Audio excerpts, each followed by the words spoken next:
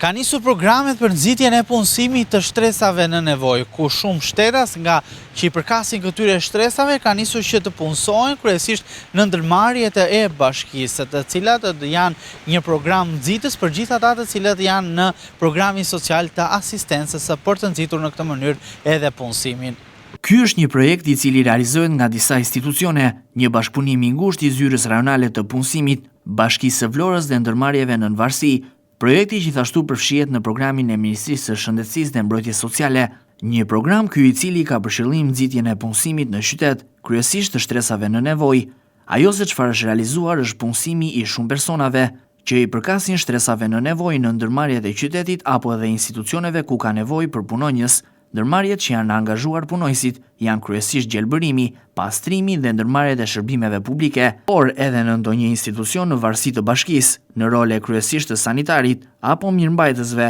punojësit janë darë në ndërmarrje apo institucione dhe nuk janë punësuar në të njëjtin vend të gjithë së bashku. Personat të cilët janë punësuar janë ata të cilët janë të aftë për punë dhe jo përkasin këtyre shtresave. Njëkohësisht janë zgjedhur për të punësuar persona të cilët përfitojnë asistencë, kemp apo përkraje sociale. Kjo për t'i nxitur këta të fundit të punojnë dhe për t'i ingranuar në tregun e punës dhe në shoqëri. Të gjithë personat që janë punësuar janë me kontrata të rregullta. Punësimi i tyre është i shoqëruar gjithashtu edhe me pagesën e kontributeve shoqërore, në mënyrë që të kenë siguri për jetën, por edhe orët e punës t'i kenë të deklaruara. Vlen të theksohet se këta persona punojnë me orar të pjesshëm, të gjithë ata që i përkasin shtresave në nevojë punojnë deri në 4 orë, ku pagesat bëhen në bazë të orëve të punës që krijojnë përgjatë gjithë muajit, duke qenë këto pagesa njëkohësisht një ndihmës për situatën e tyre ekonomike. Qëllimi është që krahas ingranimit në tregun e punës, edhe të marrin pagesa shumë më të larta se ndihma ekonomike për kraja sociale që merrnin fillimisht për t'i ndihmuar ekonomikisht,